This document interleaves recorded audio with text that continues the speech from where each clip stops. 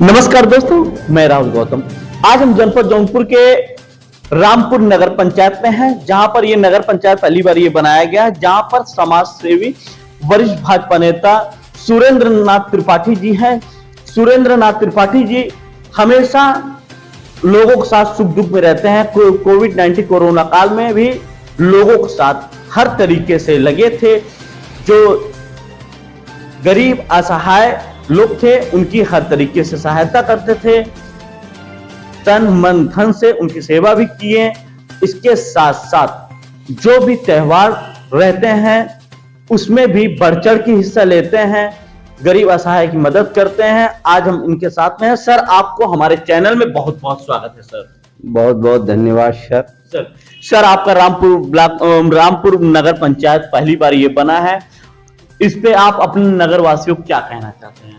सबसे पहले मैं अपने नगर वासियों को ढेर सारी शुभकामनाएं देते हुए, कल क्रिसमस डे है, आने वाला जो है मकर संक्रांति है, सब त्योहारों के लिए मैं उन्हें ढेर सारी बधाइयाँ और शुभकामनाएं देता हूँ। नगर से जितने भी लोग बिलोंग करते हैं, हमारी माताएं बहनें, सभी देवतुल्य नागरिक, सभी जनमानस को हम प्रणाम करते हुए और आशीर्वाद की कामना करते हैं। सर, ये नगर पंचायत फर्स्ट टाइम बना है, पहली बार बना है। कुछ ही दिन में आरक्षण भी आने वाला है। आरक्षण आ चुका था लेकिन कुछ कोर्ट में मामला जा चुका है। अगर आरक्षण आता है, आप अपने वोटरों को आप क्या कहना चाहते हैं, क्या संदेश देना चाहते हैं? आप जानते हैं कि यह हमारा नवसृजित नगर पंचायत है। अभी अभी यह नया नगर पंचायत बना हुआ है। जो नगर पंचायत का आरक्षण का क्रम है वो चक्रानुक्रम होना चाहिए था। चक्रानुक्रम की स्थिति में या तो यह SC होता या सामान्य कैटेगरी में होता, ऐसा हम लोग कयास लगा रहे थे। लेकिन सरकार की चाहे वो नीतियां रही हों, चाहे जो भी स्थितियां बनी हो, यह OBC खाते में अब तक चला गया है, जिसको कि हमारा माननीय उच्च न्यायालय इलाहाबाद जो है अपने संज्ञान में लिया है, लखनऊ की खंडपीठ ने। और हो सकता है कि 1-2 दिन में या आज ही कुछ न कुछ आरक्षण के विषय में कुछ न कुछ निर्णय जरूर सुनाएगा। और वह निर्णय सबके लिए सर्वमान्य होना चाहिए, चाहे वो SC हो, चाहे OBC हो, चाहे जनरल।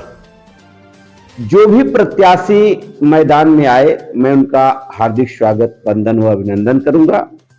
और जनमानस से मैं अपील करूंगा कि वह जो भी प्रत्याशी मैदान में आए उनको अपनी कसौटी पे परखें। अपनी कसौटी पे परखते हुए उनको एक श्रेणी दे कि उनमें कितनी कैरेट्स की शुद्धता है। जितना कैरेट्स उसमें शुद्धता पाई जाए, चाहे वह किसी भी पार्टी से हो, चाहे भारतीय जनता पार्टी से हो, समाजवादी पार्टी से हो, या बहुजन समाज पार्टी से हो, या निर्दल से ही हो, लेकिन अगर वह ईमानदार व्यक्ति हो, जिसमें काम करने की ललक हो, नगर पंचायत को स्वच्छ, सुंदर व सशक्त बनाने की एक अपने अंदर हुनर रखता हो, उसे लोग वोट दें, मतदान करें, क्योंकि मतदान की बहुत बड़ी कीमत है। इस भाईवाद, परिवारवाद, जातिवाद या पार्टीवाद पर मैं लोगों से यही अपील करूंगा कि किसी को मतदान न करें। इस बार विकासवाद के नाम पर लोग मतदान करें और इस नवसृजित नगर पंचायत का एक नया नाम, जैसे रामपुर है तो यह राम राज्य की स्थापना करें, ऐसे व्यक्ति के हाथ में शासन सत्ता को सौंपे। बहुत बहुत धन्यवाद। सर, आप अपने नगर में नगर के विकास के लिए क्या क्या ऐसा सोचे हैं जो कि होना चाहिए? अगर यहाँ पर आरक्षण आता है, परिवर्तन होता है, क्योंकि यहाँ की जो जनता है वो चाहती है, आपकी चर्चाएं ज्यादा हो रही है, यहाँ की जो जनता है आपकी चर्चाएं ज्यादा कर रही है। अगर आरक्षण में परिवर्तन होता है और या जनरल सीट होती है, अगर आप भारतीय जनता पार्टी के प्रत्याशी होते हैं, तो आप अपने नगर को किस तरीके से बदलना चाहेंगे? देखिए, यह तो बात आप सत्य कह रहे हैं कि नगर पंचायत में मैं 18 वर्षों से, जब मैं यहाँ कदम रखा 2004 में, तो मैंने एक छोटा सा, यह जो आप जहां बैठे हैं, मैंने एक छोटा सा जो मकान बनवाया, यह एक सामाजिक मकान है जी। सच्चाई तो यह है, यह धर्मशाला है। न आज तक मैं इसकी चाबी कभी घर ले गया हूं, न यहाँ कोई दुकान खोल के बैठा हूं, न कभी परिवार लेके रहा हूं।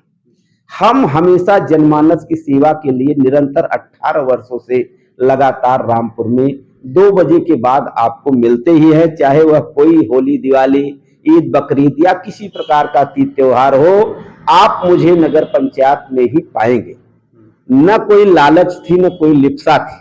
हाँ, सिर्फ एक बात यह है, हमेशा से यह मन में है कि जहां हम बैठते हैं उसका एक नाम, अगर यह नगर पंचायत नव सृजित हुआ और नया गठन हुआ, एक अत्यंत खुशी मिली कि चलिए ग्राम पंचायत से नगर पंचायत में यह परिणित हुआ, और उसके लिए मैं यहाँ की क्षेत्र की जनता को धन्यवाद दूंगा। क्षेत्र की जनता के साथ साथ जो मुझे क्षेत्र की जनता ने स्नेह, प्यार और आशीर्वाद दिया है थोड़े ही दिन में, क्योंकि मैं आता था, लोगों की सेवा करता था, एक मंच तले, भारतीय जनता पार्टी के मंच तले में लोगों की सेवा हमेशा से करता आ रहा हूं। सन 2000 से भारतीय जनता पार्टी की मैं सक्रिय सदस्यता के रूप में सदस्यता ग्रहण करके जो पार्टी का उद्देश्य है उसे पूरा करने के लिए मैं हमेशा दृढ़ संकल्पित रहता हूं और उसे पूरा करने का भरसक प्रयत्न करता हूं।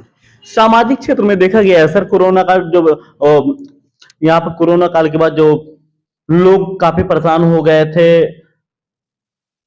इस घड़ी के बीच में आप जो है लोगों के बीच में जाते थे, लोगों की मदद करते थे, थोड़ा इस पे आप जिक्र करिए, ये मन में आपके कैसे आती थी आप? देखिए, मैं यह अपना कार्य नहीं समझता था, मैं भी ईश्वर का एक बनाया हुआ ही बंदा हूं। ईश्वर जितने जीव इस धरती पर बना के भेजे हैं, मैं ईश्वर का कार्य समझ के लोगों की जनमानस की सेवा करता था। मैं मानव सेवा ही ईश्वर की सच्ची पूजा समझता और हमेशा human service is best service of God, यही मन में लेके, एक ललक लेके हमेशा जीवन जीने की एक कला रखता हूं, और यह कला अत्यंत हमेशा निरंतर चलती रहेगी, यह मैं दृढ़ संकल्पित हूं। दूसरी बात आपको यह बता देना चाहता हूं कि जो जनता ने मुझे स्नेह, प्यार और आशीर्वाद दिया है, मैं उसका आज भी ऋणी हूं और अनवरत अनंत समय के लिए मैं ऋणी रहूंगा, इसमें दो राय नहीं है। अगर सर आपको मौका मिलता है रामपुर नगर पंचायत में अध्यक्ष पद के लिए, तो आप किस तरीके से विकास कार्य को देखेंगे, किसको प्राथमिकता देंगे? देखिए, मैं तो सबसे पहले प्राथमिकता, यहाँ देखिए पानी की निकासी की सबसे बड़ी समस्या है, जो हमारे रामपुर नगर पंचायत की सबसे बड़ी समस्या है, अगर कोई समस्या है तो वह जल निकासी है।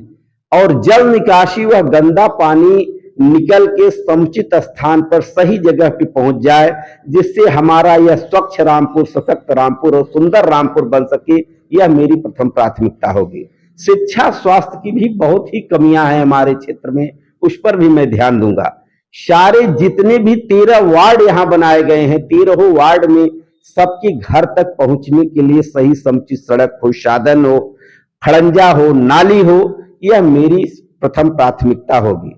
दूसरी चीज ये मैंने देखा कि यहाँ जो अल्पसंख्यक लोग हैं या जो असहाय लोग हैं, जो आपके 80 बस्ती है, वहां तो न कोई सुलभ शौचालय है, न तो किसी प्रकार की उनके रहने की सही व्यवस्था की गई है, न उनके बच्चों को खेलने के लिए कोई मैदान है।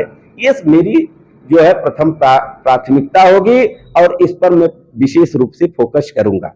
हाँ, हम अगर न भी रहे, हम प्रत्याशी के रूप में अगर नहीं भी आते हैं, तब भी मैं अपने जनमानस से यही अपील करूंगा, यही निवेदन अन्य विनय के साथ प्रार्थना करूंगा कि एक अच्छे और सशक्त व्यक्ति को ही चुने, जिससे कि यह नगर पंचायत स्वच्छ और सुंदर हो सके। और फिर मैं आपको यह भी एक बात और बताऊंगा पत्रकार साहब, कि अगर ईमानदार व्यक्ति हमारे शासन सत्ता में, लोगों ने उसके हाथ में शासन सत्ता की बागडोर सौंपी, तो हम यह कह रहे हैं कि नहीं 100% तो कम से कम 90%, 80% तो खरा उतरेगा। बिल्कुल। तो ईमानदार व्यक्ति चाहे वो जिस पार्टी से हो, फिर मैं उसी बात को दोहराना चाह रहा हूं, चाहे पार्टी कोई हो, मैं यह नहीं मानता मैं व्यक्ति और व्यक्तित्व की बात करता हूं और व्यक्ति और व्यक्तित्व की हमेशा बात करता रहूंगा। और मैं ये चाहूंगा कि अच्छे व्यक्ति के हाथ में शासन सत्ता और बागडोर जाए। जनता से मेरी यही अपील होगी, यही जनमानस को मेरी अपील है। नववर्ष सामने है सर, मकर संक्रांति सामने है, अपने नगरवासियों को क्या संदेश देना चाहते हैं? जी हाँ, नववर्ष की ढेर सारी शुभकामनाएं मैं इस जनमानस को, नगर पंचायत से जुड़े जितनी भी हमारी माताएं बहनें तथा वरिष्ठ देवतुल्य नागरिक या हमारे भाई मित्रगण जितने भी हैं, मैं सबका हार्दिक स्वागत, वंदन व अभिनंदन करता हूं और सबको प्रणाम करते हुए सबको नववर्ष की खुशी के लिए ढेर सारी बधाइयां प्रदान करता हूं। और अपने भी हम अपनी कुशलता के लिए जनमानस से प्रणाम करते हुए आशीर्वाद की कामना करते हैं और करते रहेंगे। जी, बहुत बहुत धन्यवाद सर, हमारे चैनल के साथ जुड़ने के लिए बहुत बहुत दिल से धन्यवाद। बने रहिए live MS news, Rahul Gautam के साथ। धन्यवाद।